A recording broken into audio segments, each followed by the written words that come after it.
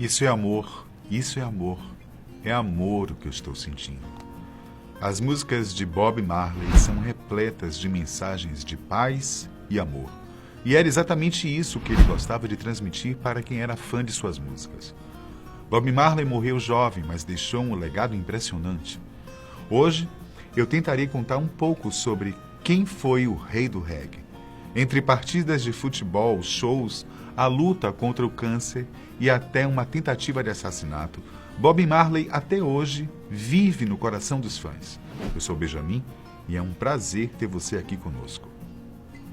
No dia 6 de fevereiro de 1945, pouco antes do fim da Segunda Guerra Mundial, nasceu Robert Nesta Marley, na cidade de Nine Mile, na Jamaica. Bob era filho de uma jovem negra chamada Cedella Booker. Seu pai era o capitão Norval Marley, um inglês branco de meia idade. Bob Marley praticamente não teve contato com o pai. Na verdade, ele sabia pouco sobre o homem de quem herdou o sobrenome que tornou-se com Bob tão aclamado. Norval deixou a mãe de Bob antes mesmo dele nascer, mas frequentemente os ajudava financeiramente.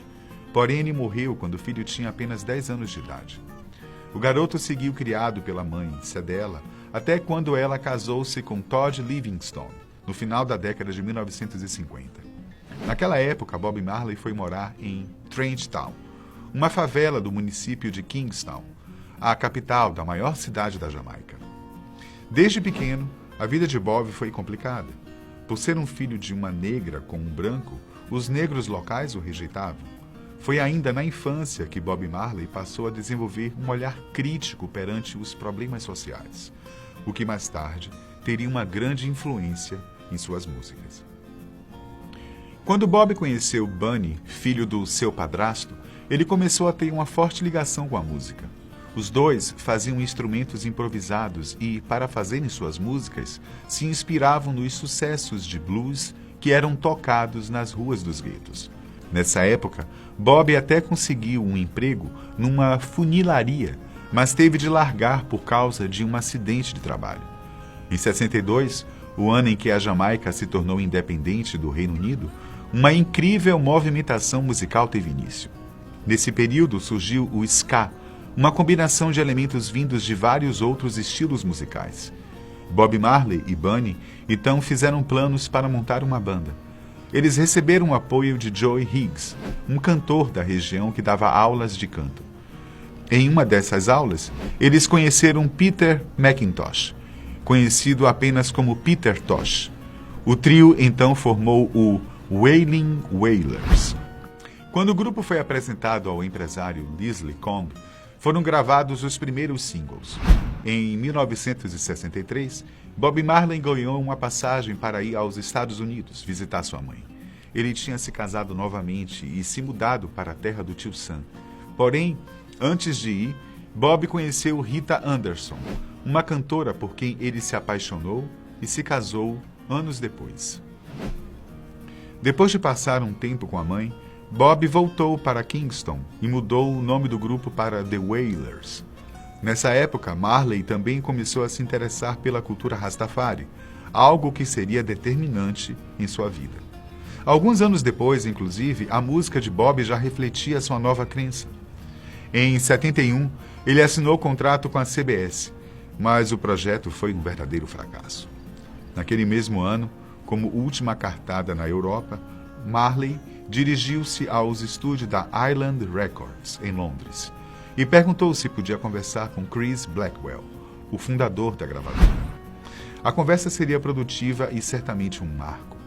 Chris Blackwell era um jamaicano como Marley, mas branco e descendente de ingleses.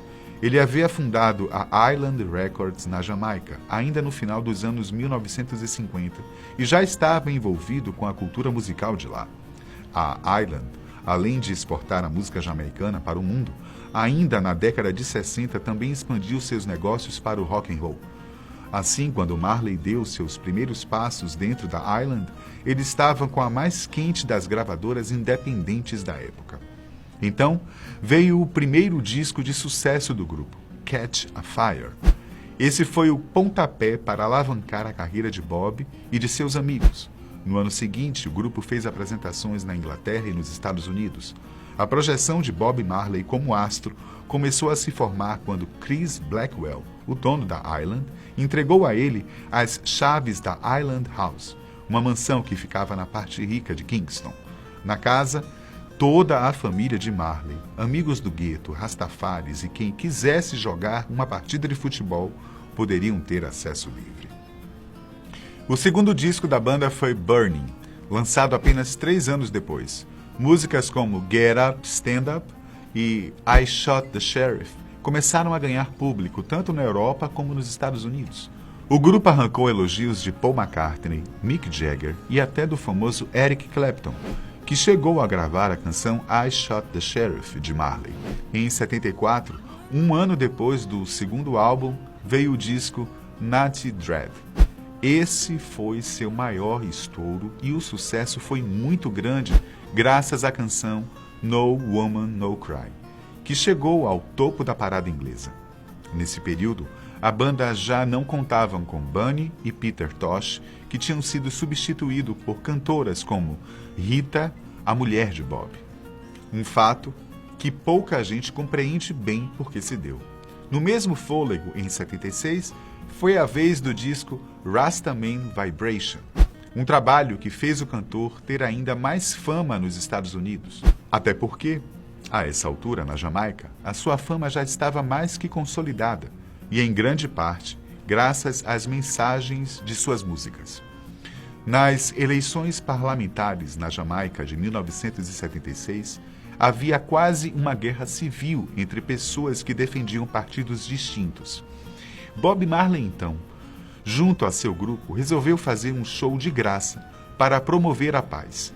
Dias antes do show, exatamente em 3 de dezembro de 76, 7 homens invadiram a casa do cantor.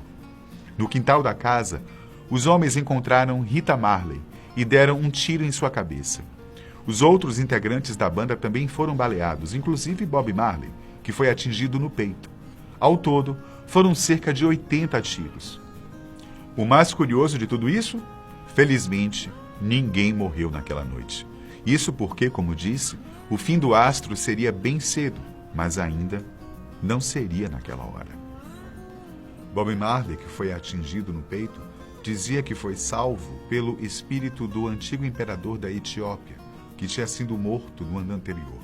A bala passou pelo peito de Marley e foi parar no braço esquerdo. Já Rita Marley, que levou um tiro na cabeça, deu tanta sorte que a bala ficou presa em seu couro cabeludo. 2 dias depois desse atentado, Marley subiu ao palco com curativos no peito e no braço e se apresentou por mais de 1 hora diante de mais de 80 mil pessoas no concerto Smile Jamaica. Com medo de ser morto, Bob Marley foi para Londres. Lá ele gravou o disco Exodus, que fez muito sucesso, assim como os próximos discos. No ano seguinte, Bob recebeu uma triste notícia.